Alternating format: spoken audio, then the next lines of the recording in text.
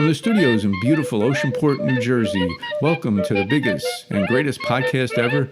I'm your host, Ray K. Hey everybody, Ray K here. This is a show that it's serious, but it's uplifting also in a way. I have my guest today, Gary Weitzin from POAC Autism Services. We're going to talk about autism, how we're helping people, the whole ball and wax on it. This is something that I think came to light with Rain Man, but before that, I don't think anyone really knew what it was.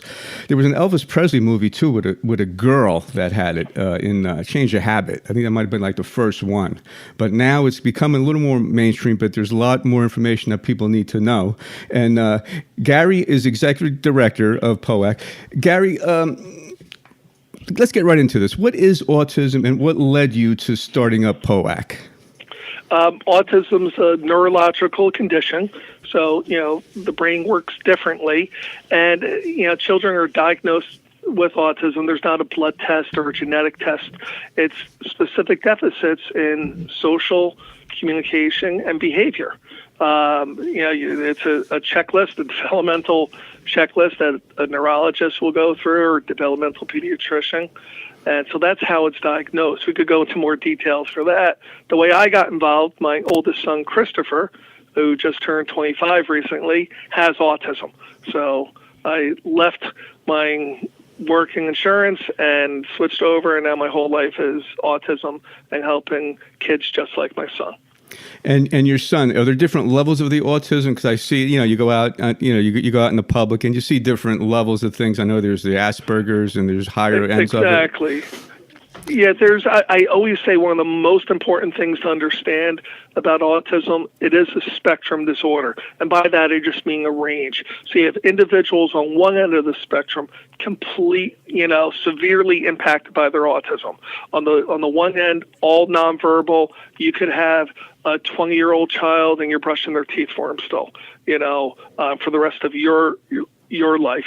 And on the opposite end of the spectrum, you could have an individual going to college, being a doctor, being a mathematician, computer expert. 25% of individuals with autism grow up to live independent lives on their own, but that means 75%, including my son Christopher, lifelong care. Someone's going to have to be there for the rest of their life to take care of them. You mentioned your son, and I get the feeling a lot of people get into this kind of thing because of their kids or someone they know. I don't know if someone that's never been involved with this gets involved with this, but the importance of early screening. Can you talk about that? Yeah, if I could stand on a building and scream this for the rest of my life, I would be thrilled. Everybody listening to your podcast knows someone who's had a baby. Everybody. And when you take a healthy baby to the pediatrician, and the mom comes back and the mom reports what the pediatrician says, she always tells two things: height and weight. 70th percentile height, 60th percentile weight.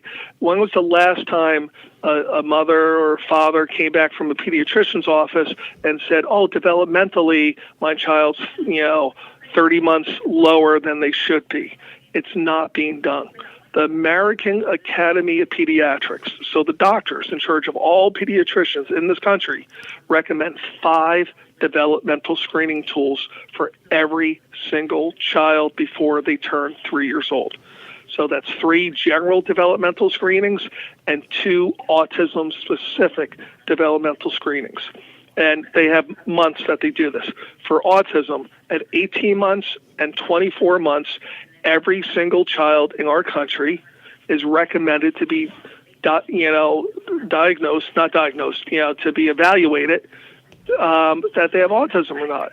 If we did nothing else but that and identified these children earlier than we're doing it now, we would change that direction of not only that child's life, that entire child's family's life. Because the only thing, and there's only one thing every autism expert agrees on, the earlier you can identify the child, better outcome for the child's life, period. Makes sense. What is the reason? Okay, say my son or daughter, I diagnosed them at age 2 as opposed to age 5. Is it the training Correct. You give them, or what's that Yes, thing? yes. Yeah. Before age 3, we have early intervention. which is incredible. It's, all 50 states has it. New Jersey has it.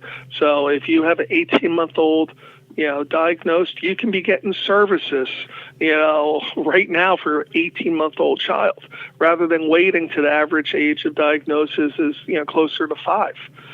We could tell at 18 months if a child has autism or not. And these tests, one of them is called the MChat. You could download it for free on your phone. It's a 5-minute test that the parent could do in the waiting room, waiting to see the pediatrician. Wow. And these are literally not being done. Not being done. Why aren't they being done? Other than not knowing that a few they're reasons. out there. Time.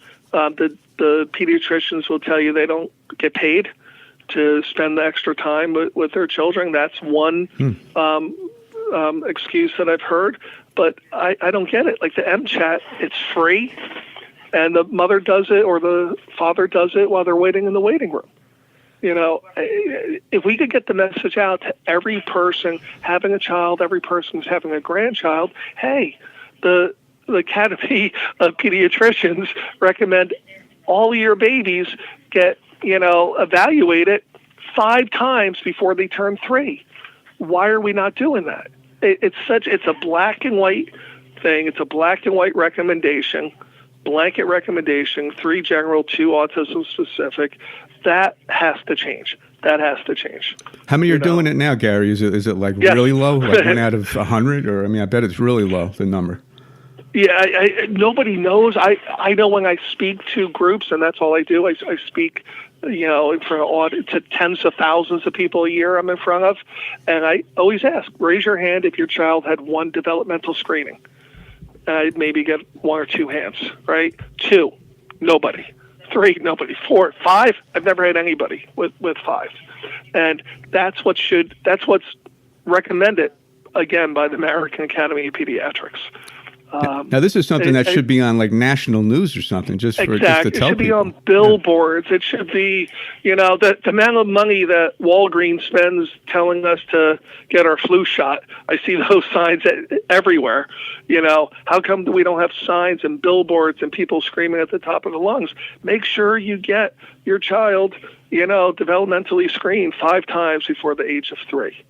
Because that could change their lives when they hit age 10 or 15 or 20. It would absolutely change their life, not only the child's life. From a cost, let's be selfish for a second. Let's say, my child doesn't have any, special needs. Why do I care if people get their children evaluated? We get them evaluated, get them services while they're younger. They're going to require less services and funds as they're older. So it would save the country billions of dollars, getting help early. I know some individuals with autism who've gotten the help and were able to get mainstreamed and live independent lives. Like I said, 25% right now can live independently. Let's work on increasing that number. And a great way to start that is getting intervention earlier.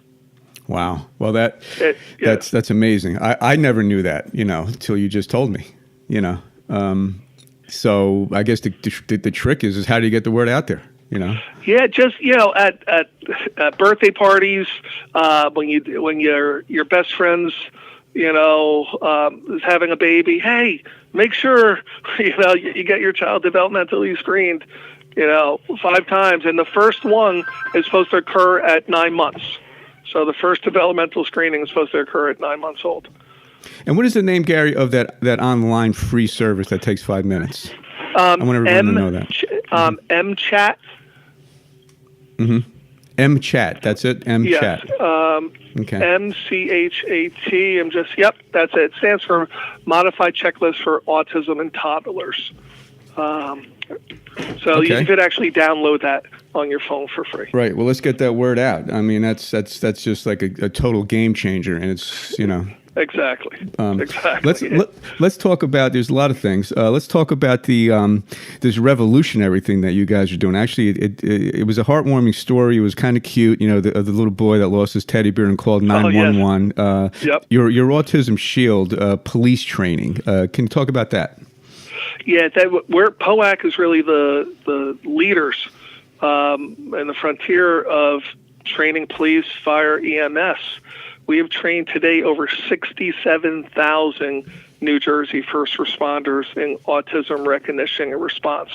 And our training has literally been credited with saving countless lives. We get chiefs over and over and over and over again calling us up. This child's alive. He absolutely or she absolutely would have been dead if not for POAC training my officers on how to search for missing individuals with autism, how to interact, behavioral de-escalation techniques, over and over again. Countless lives saved. And not only the lives saved, but tens of thousands of interactions with first responders and individuals on the spectrum just go better. Better not only for the officers, but much better for the individuals on the spectrum.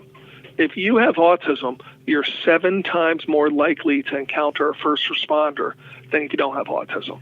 That's a fact. That's a fact. If you have autism, you're 40 times more likely to die from an injury than a typical individual. So individuals on the spectrum are encountering police, EMTs, hospital staff, emergency room staff, firefighters at a much greater rate. And the training of the first responders have never really been on autism recognition and response.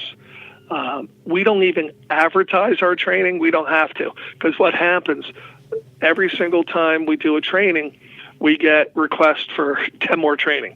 People are sitting there, not only I'm a police officer, I'm a volunteer firefighter, could you come to my firehouse? And it's the word of mouth. Yeah, there's not a day that goes by, POAC. We had 3 emails this morning, people requesting more training for first responders just today. And we go anywhere in the state, no matter what time. I've been at police departments at midnight to get the midnight shift. They're like, could you come at midnight? No problem. We'd be there at midnight. Could you come 9 days in a row at midnight? No problem. We'd be there 9 days in a row at midnight. Fortunately, usually it's the 9 to 5 training, right. But the point is, we will work with any department, any which way to get their training done, because that's what we care about. And the police and firefighters and EMTs, that response from them has been incredible. These amazing men and women who are like putting their lives on the line every single day for all of us, they are passionate about doing the right thing and saving lives. That's why they went into their respective fields. Right. And I have not gone to a single police department without, on the average, about 3 officers personally having a child with autism. So it hits home as well. For every single department out there. How does it save lives, Gary? Okay, I know if a child's wandering, how that could save a life, or if an injury. Yeah, that's a big thing. 50%, it's 49, but let's say half of all individuals with autism will go missing sometime in their life. Half. So if you have a child with autism, you have a 50-50 shot that your child will go missing. The number one cause of death for children with autism is drowning. The vast majority, not all, but the vast majority of individuals with autism having attraction towards water. So you having attraction towards water, no fear of real danger, no understanding of consequences. Combine those, you get the number one cause of death, drowning. So big thing. A missing individual, and I always make a point to say individual, 3 or 33 individual goes missing from location 123 Main Street. You start a concentric circle out from that location and hit every body of water as quickly as possible. And just not water that you and I would like to swim in, not just a crystal clean lake or beautiful swimming pool. It could be a retention basin filled with garbage. It could be a water trap on a golf course.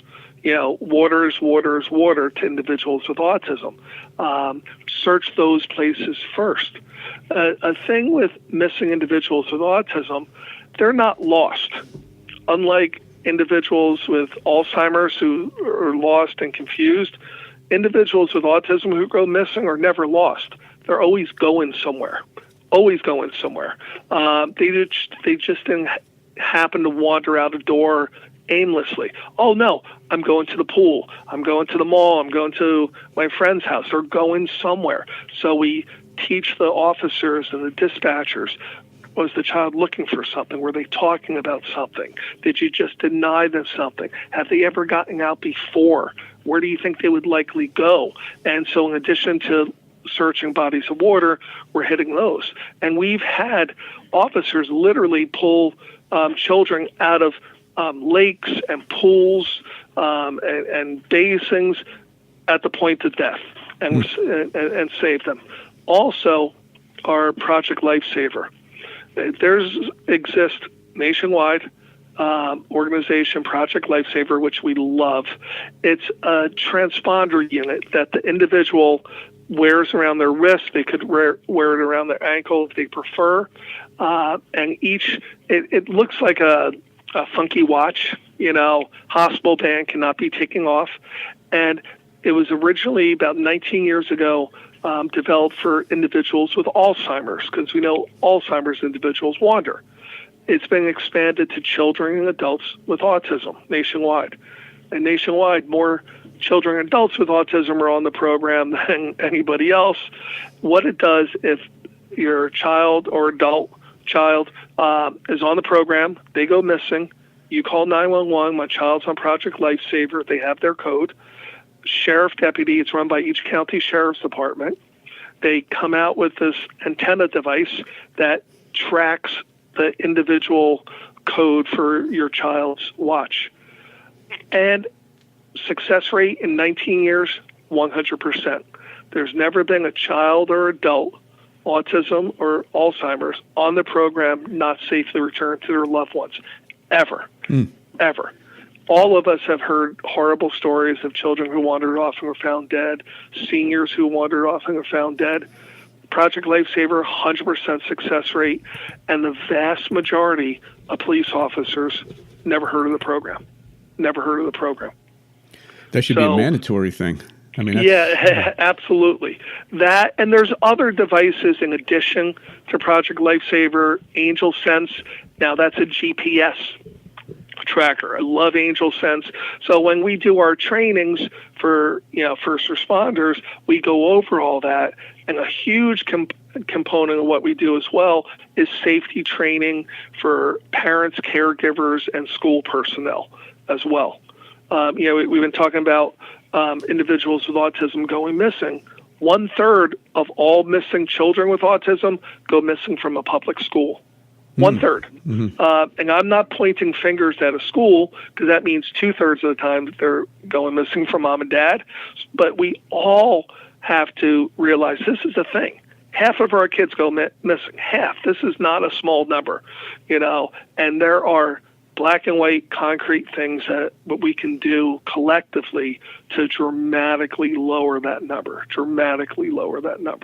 And when they go missing, I'm sure it's fast. I mean, if you turn your head and all of a sudden it's, Exactly. And our kids are brilliant. I don't care where they fall on the spectrum. Our children are amazing. And like I said, they're going somewhere, so they're waiting for dad to look away or mom look away. Like, okay, now it's good. Now let me run out of the house or run out of school. Because again, they're going somewhere. They're just not haplessly wandering the streets.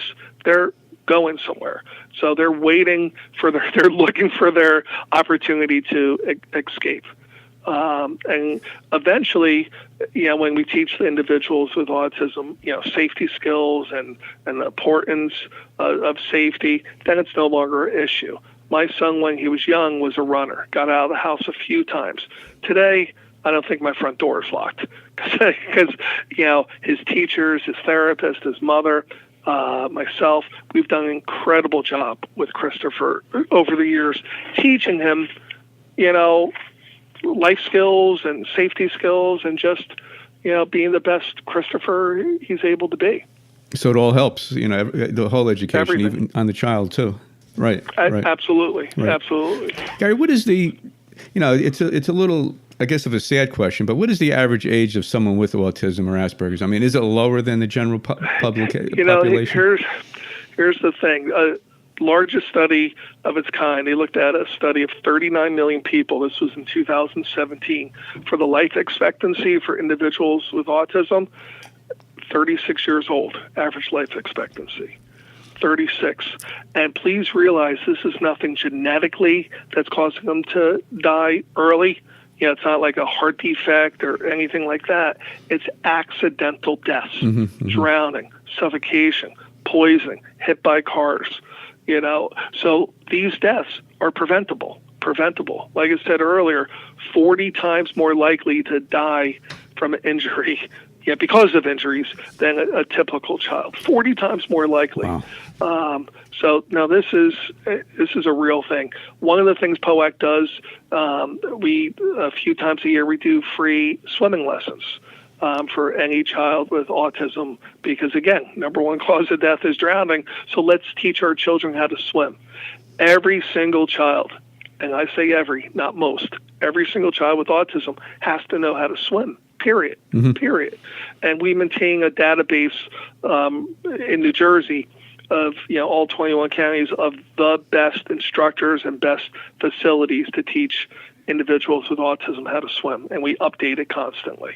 So that's a resource we always could send out to people.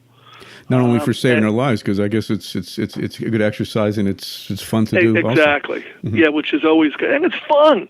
But POAC, we have pool parties every single month, once or twice a month, and it's just incredible. Our kids love the water. They love the water, and all of our recreational events are just not the individual themselves. It's all their brothers and sisters. Yes, I want to get into that too, the laugh and all that stuff. Because your website, boy, it's kind of uplifting. I see laughing, smiling, community, all that. All over. It's joyous. It really is joyous. But segueing from the wandering, the community. I know it's important to have the support of the community. Get into that a little bit.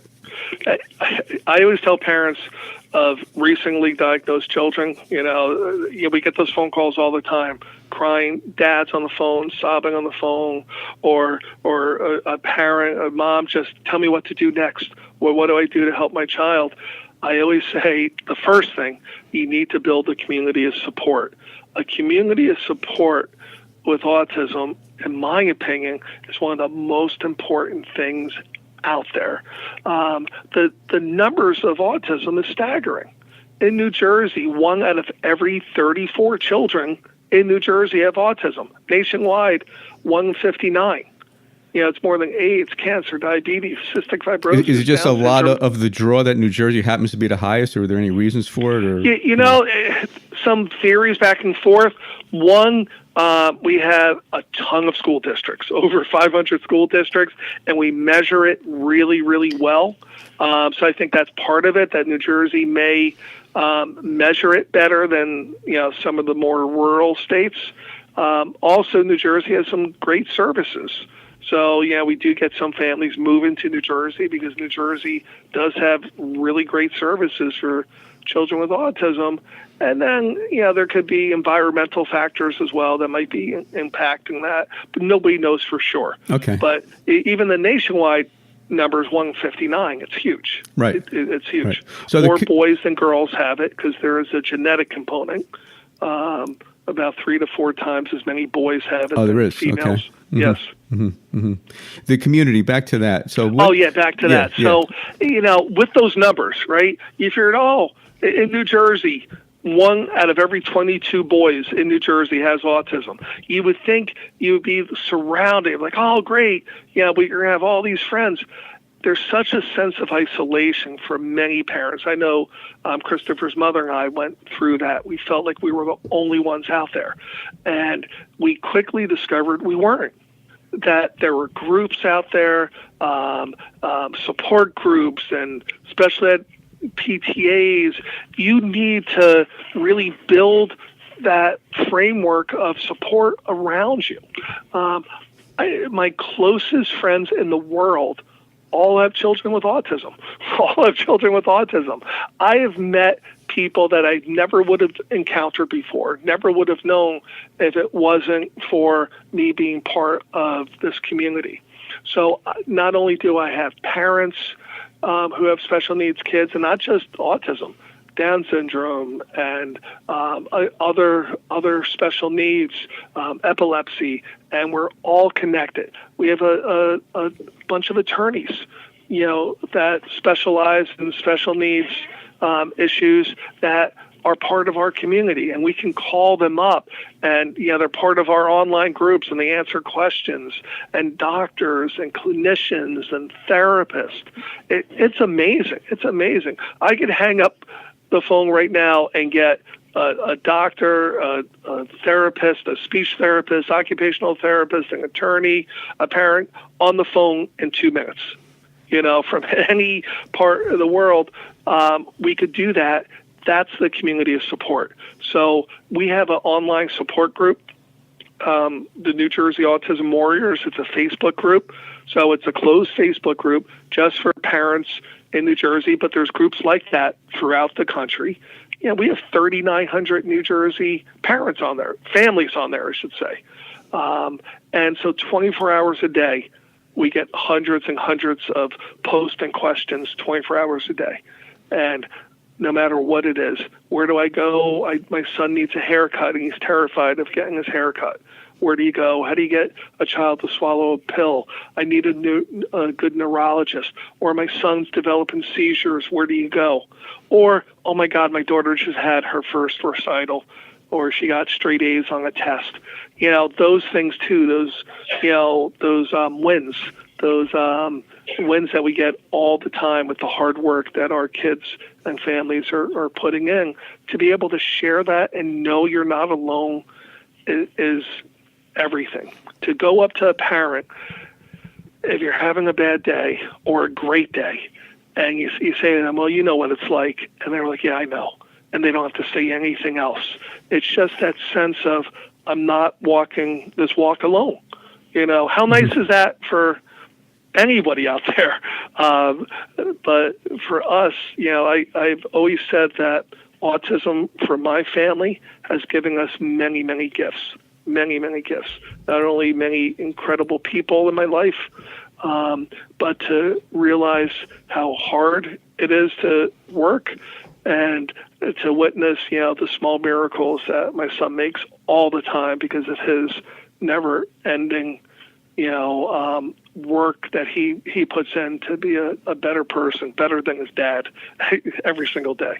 It's almost like you're witnessing the ultimate human condition of innocence and goodness in ways. It's amazing. Our kids come together and to see them interact not only with one another but with the siblings and the parents.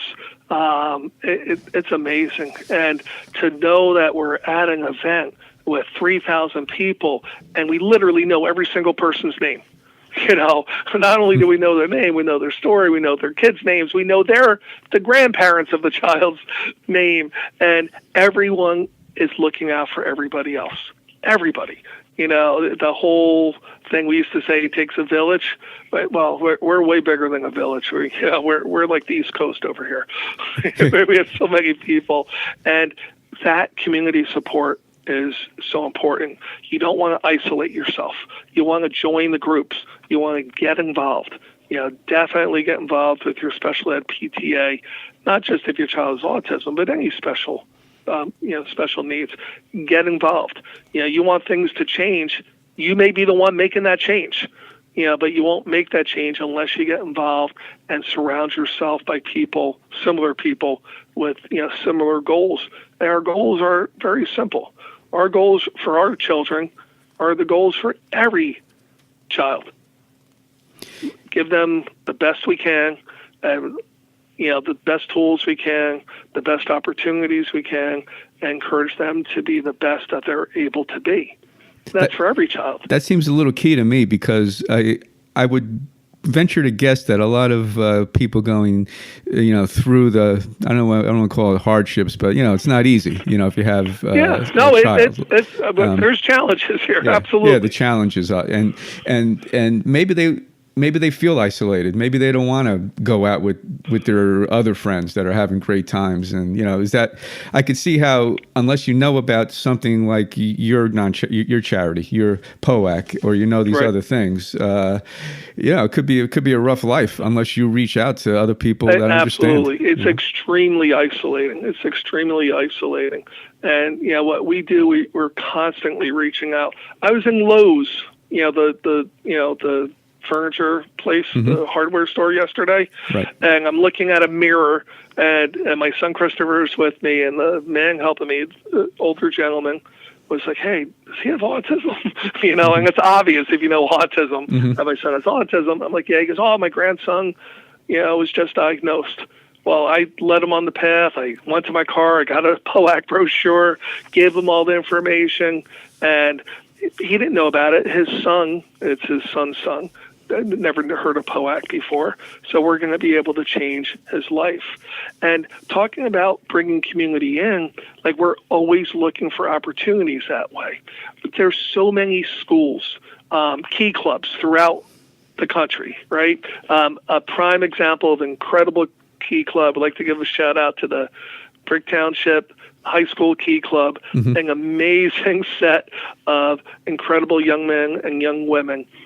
These are the great kids in the school that do charity work all year long. They have dances for our kids. They volunteer at our walkathons. They volunteer at events. They raise funds for us. They interact when they hold dances. We have a Valentine dance. We have a Christmas party. They're out there interacting with kids with autism. And what that does, it exposes everybody to one another, back to that community of support. So when I'm out in public, when my son's out in public, and we go everywhere, Christopher is greeted by 100 hellos away. "Hey, Chris," because everybody knows him. The people in his church know him. The people in the school know him. The people at Home Depot know him. And we get people involved everywhere. Stop and Shop, the supermarket, incredible people. They come out, they raise money for tons of charities, autism being one of them. And not only do they raise money, which is great because it pays the bills, they come out with all of their staff. And all of their staff are volunteering at our events, literally helping the kids on the rides, helping the kids on the surfboards, serving them a cheeseburger off the grill. So this way, when our children and adults are in Stop and Shop, they recognize each other and they already know how to interact and know they're part of the same community. Something that was near and dear to my heart, we just had a huge clergy conference, all different religions, all different denominations, all different faiths coming together. These were religious leaders that wanted to bring individuals with autism, adults and children and their families, back to their respective churches, whether it was a church, synagogue, or a mosque. Bring them in. How can we help? How can we build our churches up to incorporate these families? Because so many of our families, if our kids are making noise or standing up or have a hard time concentrating in a service, a lot of families don't feel welcomed or they get looks, so they tend not to go. So we have families that religion may be a very important part of their life. I know it's not everybody, but let's say for a family, it's a very important part of their life, their faith. And for them not to attend their services because they feel they're not welcomed, imagine that. So these, we're doing those clergy conferences. We have another one coming up in a few weeks, as a matter of fact, to incorporate that. And the feedback is incredible. The feedback is absolutely incredible. And we're seeing so many churches that have not only special needs services, but incorporating them to the regular services and over and over and over again. Rec departments. We have rec departments that help us volunteer our surfing camps or skateboard camps or, all different events. So like POAC, nonprofit, charity, shoestring budget, only a few employees, but we're the largest provider of education and recreation in the entire state, and we're only able to do that by partnering with all these groups, the high school groups and the PBAs and the Rotaries, and it's incredible. It helps us sustain what we do, and it just builds that community component again. It's because we are the community. We're not, outside looking in. We are part of the community. And that's, I would say, one of our primary missions, to make sure everybody knows that, Well, now it's these things I imagine used to be taboo, just like people that suffer from depression, or they, exactly. And now more people are coming out now, so they're okay to talk about it, like the fellow in the store. Yeah. Does your kid, you give me a minute. I'm in line at ShopRite. I'm talking about autism to the person behind me. Right. Right. So it's okay. It's okay to talk about this. Exactly.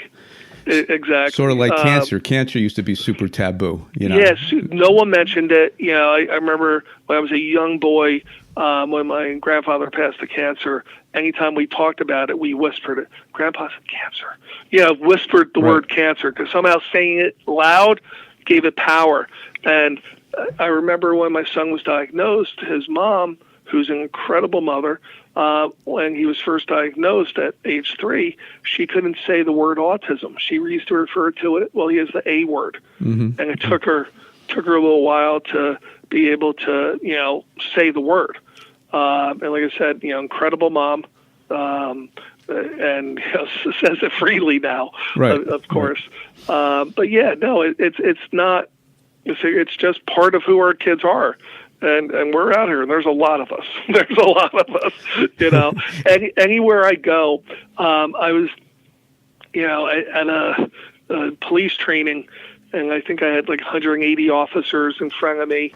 I'm like, raise your hand if you personally know a child or adult with autism. If you personally know one. Out of 180 officers, all but 13 people raised their hand. Mm-hmm. That's the response I get over and over and over again. I was going to go 180. I was going to go 180, but one. Yeah, I know. It was close. It was close. Yeah. But it's that common. And probably they know somebody, they just don't know their diagnosis. Right. Yeah. Right. Exactly. But it's that common. It's that common. And with that said, there's still so much that needs to get done. So much training, education, and acceptance. That's what we do. If we see a need, we fill it. We do sexuality conferences, anxiety conferences, trauma conferences, topics that people don't typically want to talk about. Sexuality and special needs, mm-hmm. Where we tackle it head on, with the best experts in the field.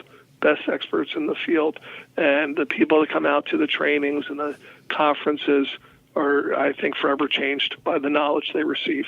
Wow. And not only are they changed, they can now impact all of their students and children that they interact with forever.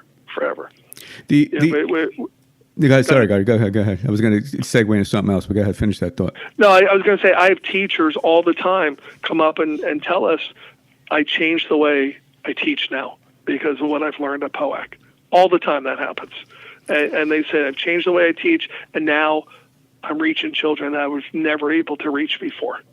And that's just, that's another important thing. That's another important thing. That's probably another whole show is the teachers, being able to, yes. Be able to teach the right way, or maybe they don't understand, and I'm sure that's a big thing, It's gigantic. You have teachers, incredible professionals, let's talk about passionate, dedicated, educated, right?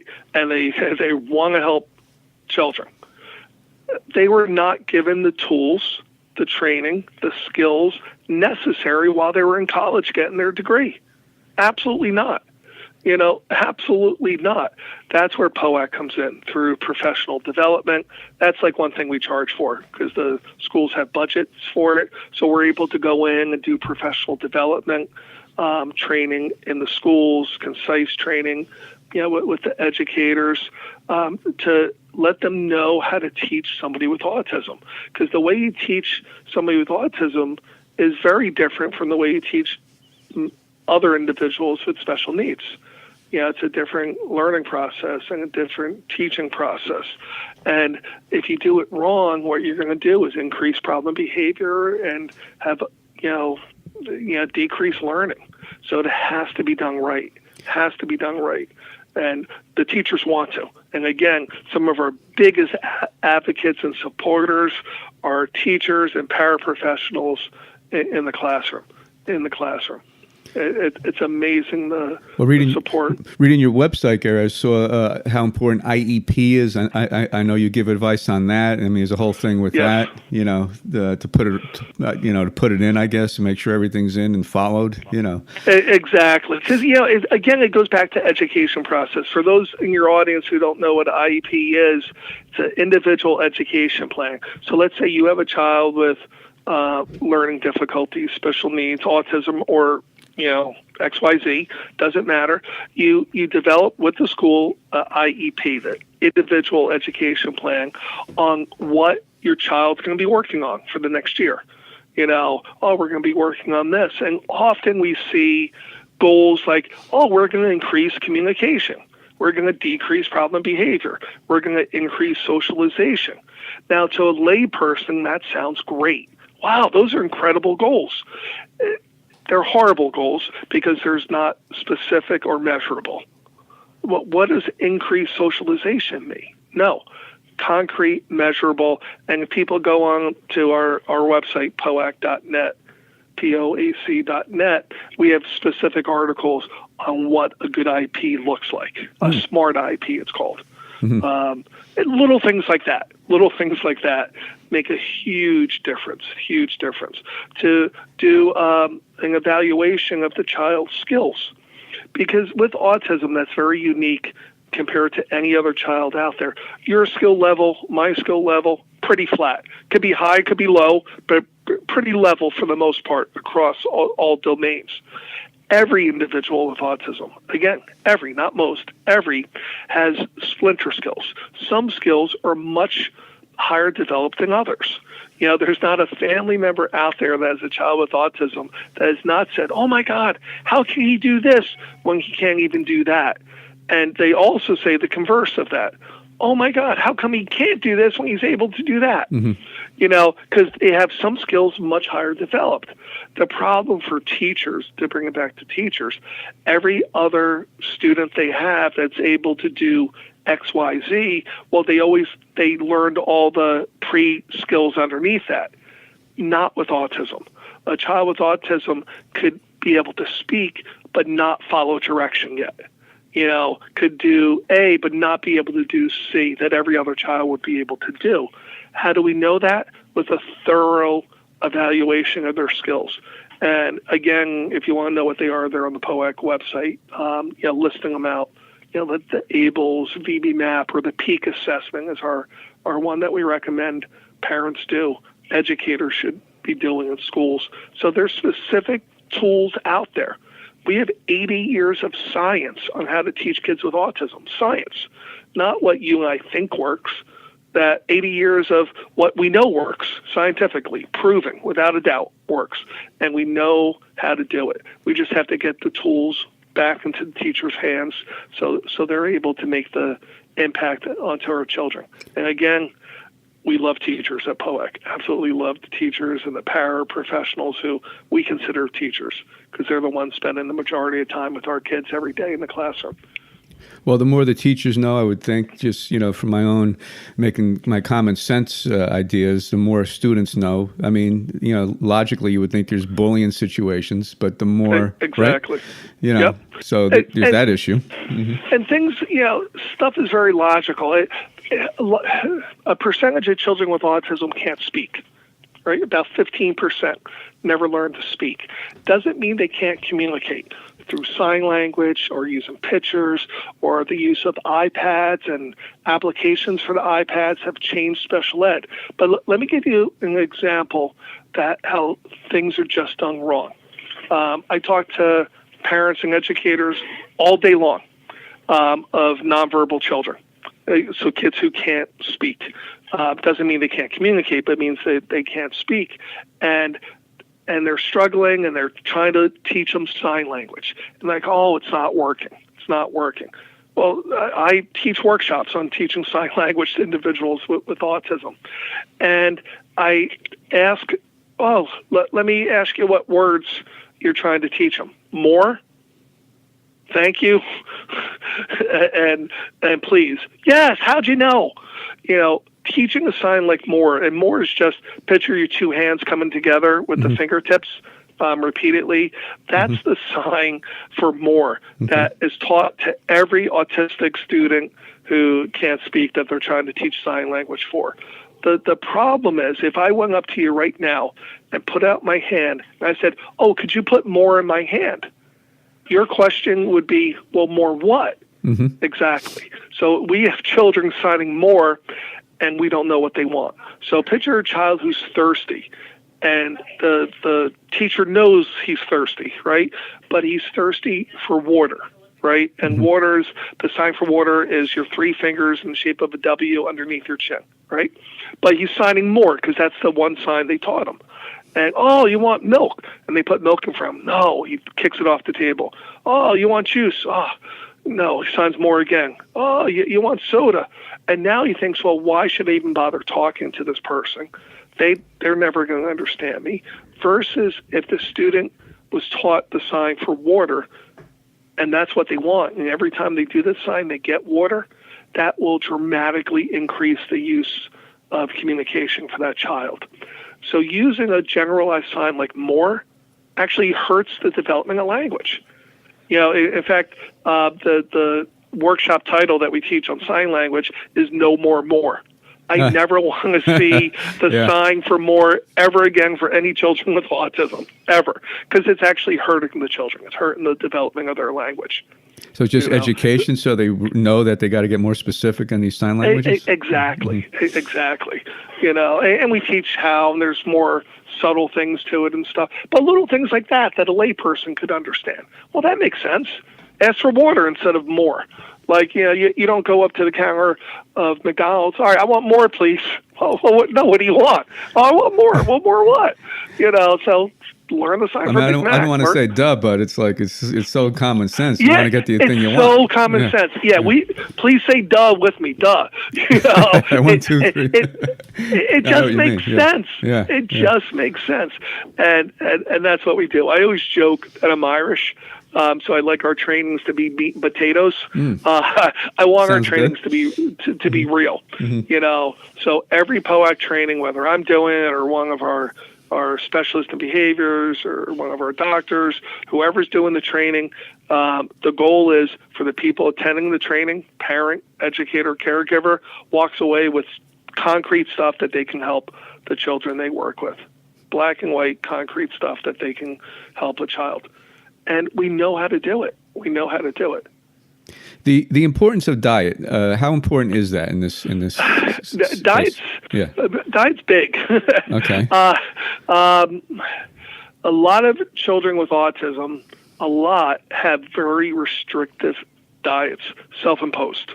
They may only want salty stuff or not mushy stuff. Like my son won't eat ice cream or milkshakes or cake. He doesn't like the texture. It's a textural thing. Now, other kids with autism eat, nonstop ice cream. I don't know, but it depends. But the majority of our children do have restricted diets, eating the same stuff, not very healthy. And many of our kids live sedentary lifestyles, so they could be putting on weight, or our kids who have seizures, and about 30% of individuals with autism develop seizures sometime in their life. So 1/3 of our kids will develop seizures in addition to their autism, and anti-seizure meds tend to put on weight, and other meds will tend to put on weight. So a healthy diet is very important. A healthy lifestyle, exercising.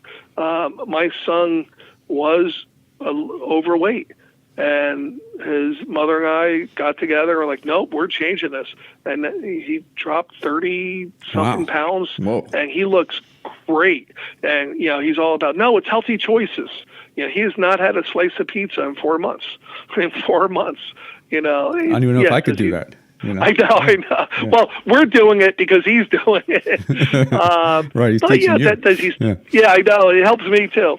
But he still eats cheeseburgers and stuff, so it's not like anything's perfect here.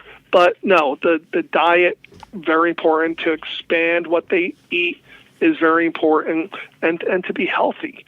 And very often, if your child, let's say, is more involved or requires more therapies or services, you got to pick your battles. So a lot of our parents are like, well, let me concentrate on this, and if all he wants to eat is McDonald's French fries, okay. We know that's not good, but again, fight the fight that you're able to fight, and then hopefully we can address those issues as well. But no, diet's very important. How about CBD or medical marijuana? I'm going out of the box a little bit. I'm in favor of that. I'm in favor of that. I know dozens of families that do the CBD, that the over-the-counter, the legal CBD, so the kids are not getting high. This is whatever that TCH, and don't hold me to that. I'm not sure if that's what it's called, but it's not in there, the thing that's causing them to get high. I know dozens of families that use CBD with children with autism with amazing results. Amazing results. I wish, they would greatly expand the use of medical marijuana, and not classify it as what the class 1 drug is. That's the one, so they can, study it broader. We know it helps with seizures and epilepsy and other things. So I'm a huge proponent of CBD and medical marijuana. And children are able to, it's legal, right, for CBD and medical marijuana also? It's legal. The CBD, medical marijuana, you need a doctor's prescription. But a child could have it, though, if the doctor, you go through the right channels. I don't know any children personally who are on medical marijuana, but I know dozens on CBD. Okay. And the CBD is over the counter. Right. Because again, no prescription, because you're not getting high off it. And it's a natural extract. And the dozens, literally dozens of families that I personally know, friends of mine, they love it. They love it. They say it's helped their child so much. And I think it's an area that we really need to look at, as a society. And the classification of marijuana hinders the research. And wouldn't we want research? I don't care what side of the line you are on medical marijuana use, yes or no, but shouldn't we have research to say if it works or not? Wouldn't that quell, at least let us make an educated choice then if we know it actually works? Huge CBD fan. Does my son use it? No. But again, personal friends use it on their children. Great results. Now, there's no, or maybe there's a very low percentage, but is there any, I don't want to say cure for autism or Asperger's, but once you have it, is it a lifetime thing? I never say the word cure, like ever, but because autism is diagnosed by specific deficits, you need specific deficits in social communication and behavior. If through therapy and growth, you can learn those skills and no longer have those deficits. Do I know individuals who were diagnosed as a child with autism and as adults no longer have the diagnosis of autism? Yes. I'm not saying cure.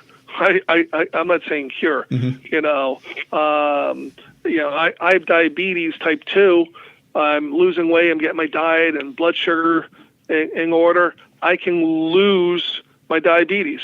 Right. I'm not going to say I cured my diabetes. But you got to work at it all through. Right. Right. And that's my goal, and that's my goal. But even if somebody can lose their diagnosis of autism, doesn't necessarily mean they don't still need supports, don't need supports. And, there's something that's been said 1,000 times. If you know one person with autism, you know one person with autism. And that's true. It is a spectrum, and my son's needs is very different from every other parent's needs. Our goals are the same, and the things that we want from the children are the same, and the areas we need to work on are the same. But my son is very different from every other child, as every child is different from everybody else. Mm-hmm. Right. Gary, what books out there would you recommend? Is there any special book or a couple books? Or Yeah, on the POAC website, if you go underneath our resources, we have a library list of my favorite books grouped by category. I have a couple thousand books on there. I mean, and it's really specific. If you want books on autism and death, a very common question we get, oh my God, my grandfather just died. He was so close with my son with autism. How do I explain the child's grandfather passing to the child with autism? So we have a whole section of resources and books, death and dying in autism, sexuality in autism, problem behavior in autism, social skills in autism, recently diagnosed in autism. So, I mean, category after category after category are broken down in our resource list. I really suggest you look at that. And safety. And if a family has specific concerns, they could always contact us, call us or email us. And we could handle them that way. But definitely look at the website, because there's a lot of information. I was just going to say, there's like everything on there, A lot of information. And I always tell people, if you go underneath the About section and watch the little video, it's only like a 3-4 minute video, you really get a sense of who and what POAC is and what we do for our families. So just go to POAC.net, POAC.net, and then just look around, search, make the phone call to call your office. Everything's on there, it sounds. Everything's on there. And our online support group, if they live in New Jersey, the New Jersey Autism Warriors, but there's support groups throughout the country. So, how important is laughter in this? Laughter, endorphins or whatever. It's funny. I tell stories about like my life and stories about my son all the time, and people are laugh because the stories are funny with Chris, and I always tell my audience the same thing. If you don't have a sense of humor yet, you're not going to make it. You're not going to make it. You better find a sense of humor. Are our kids challenging? Yes. Are they rewarding? Amazing? Yes. Are they funny as hell? Yes. Yes, they are. Right. Do I find myself in funny, situations all the time? All the time with my son? Yes. If I could tell you one, Chris's stepmom, long black hair. The three of us go out to a restaurant, nice Italian restaurant, downtown Freehold. Just opened up, 5 o'clock, so the hostess was unlocking the doors. We approached the front door, sit us down at a table. We're the only people in the entire restaurant. So my wife, myself, and Chris is on my iPhone with his earbuds in, watching YouTube. And the waitress comes up to the table, and the first thing, she looks at my wife and, her long black hair, and says to my wife, "Oh, you have great hair." Well, Chris looks up, "Yeah, she has great hair, and she's a demon in the sack." I'm like, "Chris, where the hell is that from?" Well, it was from an episode of The Simpsons that he watches. Okay. And he showed us, he pulled it up on YouTube, Homer and Marge with their 3-foot blue hair, and someone said to her, she has great hair, and that was Homer's response, and it was funny, it was inappropriate, it was funny, and we laughed, and we laughed about it. That's what I'm talking about. Like, if you can't laugh at I laugh at myself. I'm not laughing at my son. I'm laughing at myself, the absurdness sometimes of what, I have to do. That's like for everybody. I mean, laughter. For right? everybody, yeah, for everybody. Right. If you can't laugh at yourself, I don't know. You could tell the people that can laugh at their life because they're happier people. They're really happier people, and my son, a joy in my life. He's the thing in my life that just lights up my world. And frankly, the other side of that, the thing I think about every single day of my life, what happens to my son when I die. I think about that every single day. Sure. Every single day. Right. So, getting those special needs trusts done with the attorneys and playing, guardianship when they turn 18 and, and other things, if it's appropriate for your child, that is, these are important things to think about. And, who's going to, help. And, again, 25% can live independently, but it means 75%, including my son, lifelong care. Somebody, out there. Luckily, Chris has a great sister, so I think he would be taken care of by her, or at least overseeing that his needs are met by her. But that's something our parents deal with every single day. That's something to plan. What happens when I'm done? Right, yeah. right. I mean, I hope you live to be 105, which you might, but it's good. That's my goal. That's my goal. Yeah. That would be good, but yeah, I mean, it is good to I see that that part of it as opposed you want to live day to day too, but you do have to think about future stuff. Exactly. We all want to live forever, but no one's figured it out. Not yet. I don't know if I want to make it to like 200. I don't know what that. No. I think I'm done. Yeah. Gary, this is my final segment. I have a segment I call Hit and Miss, and I'm going to do a little word association with you because I find out sort of how my guests are a little bit with this, and it's a little tough sometimes. Are you up for this? Is this okay? Yeah, absolutely. Okay. Favorite color? Blue. If you're in a foxhole other than a family member, who would be in the foxhole with you? I guess my friend Jeff. Okay. If you were on a deserted island, which CDs or two albums of music you would have with you? Oh, that's something good. Maybe something like the Beatles' White Album. And the latest country mix, maybe. The latest country mix of songs? Current? Yep. Okay. Yep. Favorite movie? I have a whole bunch. Godfather 2. Well, give me a couple. That. Give me a couple. Robin Hood, the original one with Errol Flynn. I love movies, and my son Chris and I go to movies all the time. That's nice. That's nice to do. The Green Mile. The Green Mile, I love. What's your favorite part of the Godfather 2? What was your favorite scene? Just today's the day we take care of all family business. When you see, the behind the scenes and like, wow, to see this how the character of Michael transforms. Is amazing, and plus all the flashbacks. Right. I love that as well. That had a little more going for it than 1, even though 1 was great. And 3 we won't talk about because that was just. I never even saw it. Favorite actor or actress?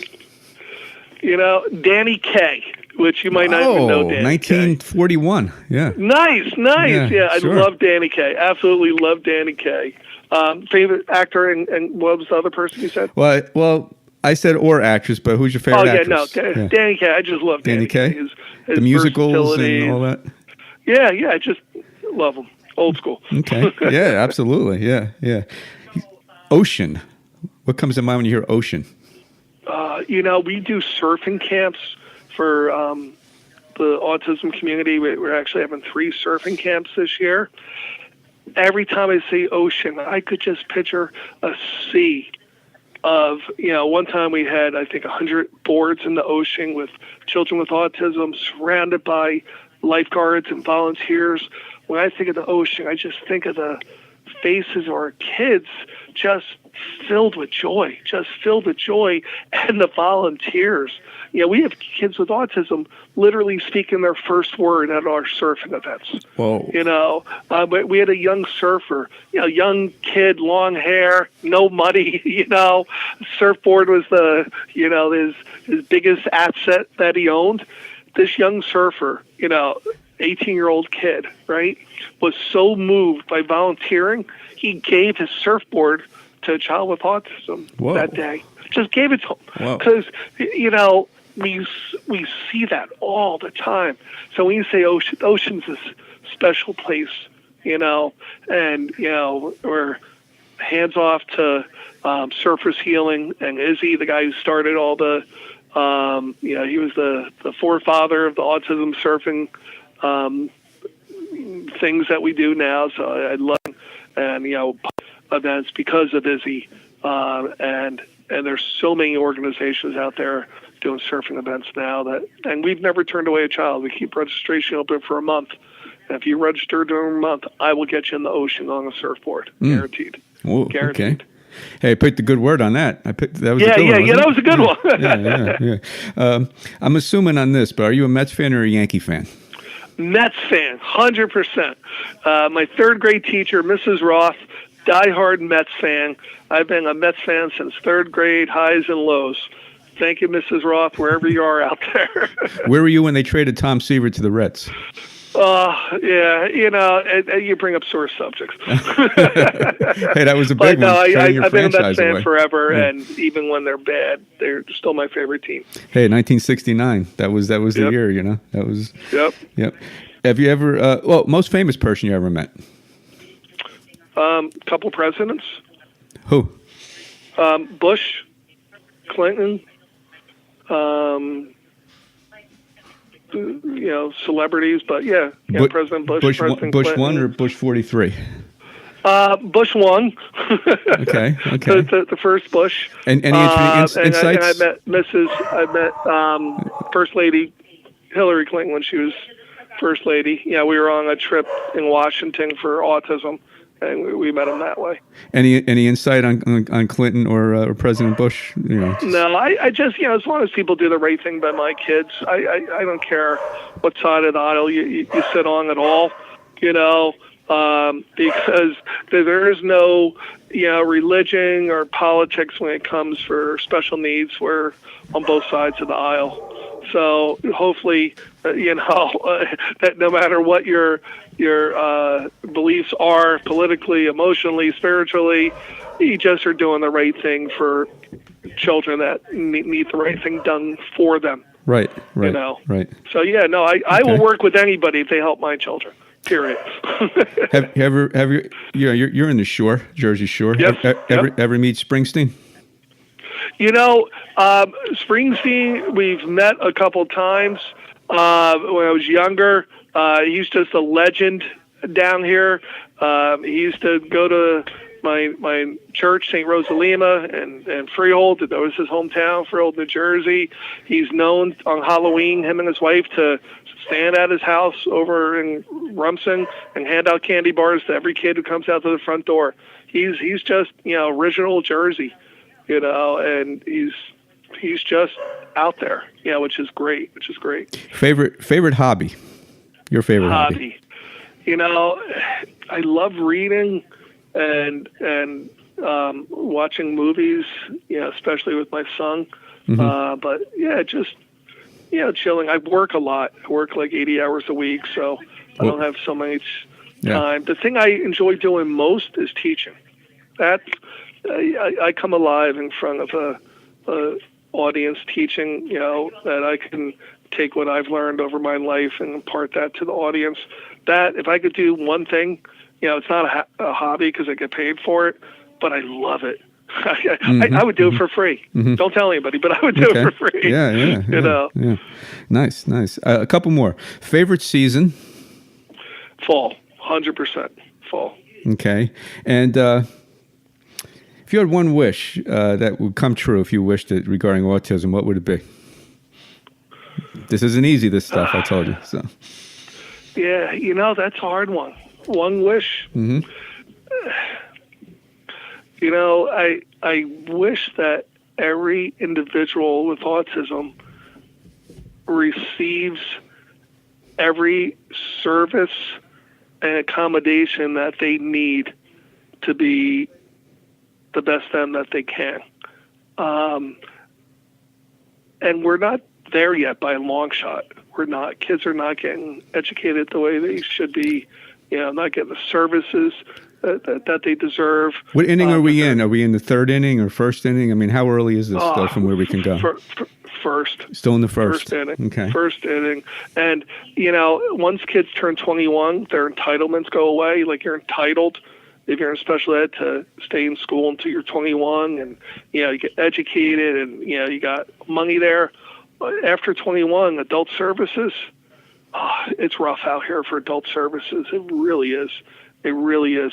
And with the wave of the huge increase in numbers with autism, individuals with autism moving into the adult community, the adult service area, they're not prepared. And I know that for a fact because our phones are ringing off the hook. Help us. We don't know what to do for these kids. I was once, we do a lot of school assemblies for typical kids like 4th grade, 5th grade. And I love doing them. I could, stand in front of children and answer their questions about autism all day long. And the questions that they ask are amazing, absolutely amazing, insightful. And I had more than one child ask me, if you could take away your son's autism, would you?